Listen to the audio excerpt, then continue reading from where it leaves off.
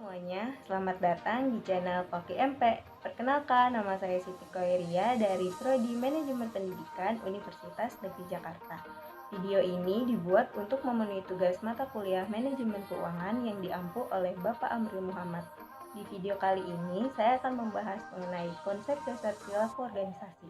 Untuk itu, yuk disimak video selengkapnya.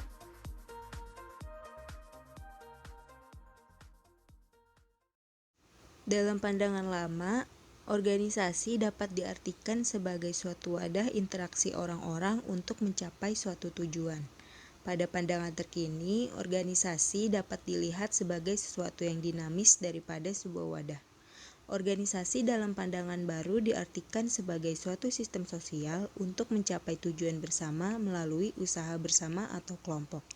Pemahaman semacam ini dapat ditemukan dari keberadaan berbagai karakteristik dasar yang dapat membentuk suatu organisasi, yaitu suatu sistem sosial, pencapaian tujuan, dan usaha bersama, yang mana karakteristik dasar ini tidak dapat saling lepas atau berdiri sendiri, melainkan saling berkaitan dan merupakan suatu kebulatan. Organisasi sebagai suatu sistem sosial menunjukkan adanya koordinasi, keeratan, dan keterlibatan orang-orang sebagai upaya menyeimbangkan kerja tim. Hal ini juga sebagai upaya menyelaraskan tujuan anggota dan tujuan organisasi. Organisasi sebagai suatu sistem sosial menekankan pada bagaimana organisasi bisa bertahan dan beradaptasi dengan perubahan lingkungan. Oleh sebab itu, tanggapan atau respon orang-orang di dalam organisasi terhadap perubahan merupakan hal yang penting dan menentukan bagi kelangsungan hidup organisasi. Untuk bertahan dan beradaptasi dalam organisasi, seseorang harus melakukan perilaku nyata. Di antaranya, yang pertama, termotivasi untuk terus bergabung di dalam organisasi. Yang kedua, menyelesaikan pekerjaannya dengan bermutu meskipun sudah berulang kali melakukannya. Yang ketiga, bersikap fleksibel dan inovatif dalam melakukan pekerjaannya. Yang terakhir ini adalah tantangan bagi para manajer bagaimana membuat anggota atau bawahannya merasa terangsang untuk melakukan sesuatu yang baru. Yang selanjutnya adalah tujuan mempelajari ilmu perilaku organisasi. Yang pertama, membantu untuk memahami tabiat dari masing-masing individu dalam organisasi.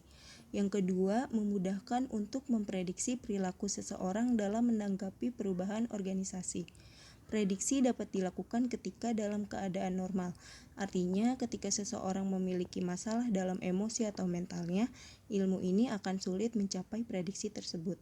Dan yang terakhir adalah meningkatkan efektivitas, produktivitas, dan kinerja personil organisasi dalam upaya mencapai tujuan organisasi. Ruang lingkup kajian perilaku organisasi meliputi bagaimana memahami orang dalam satuan sistem sosial dan mengelola serta memprediksi bagaimana mereka dapat bekerja secara efektif. Lebih khusus lagi adalah soal kinerja, produktivitas, kemangkiran, masuk berhenti, serta perilaku lain baik yang positif maupun yang negatif. Adapun menurut Robbins, ruang lingkup kajian perilaku organisasi terbagi menjadi 3. Bagan yang bertahap berarti untuk memahami perilaku kelompok dalam organisasi atau memahami perilaku orang-orang dalam organisasi, sebaiknya dipahami terlebih dahulu mengenai perilaku individu dalam organisasi.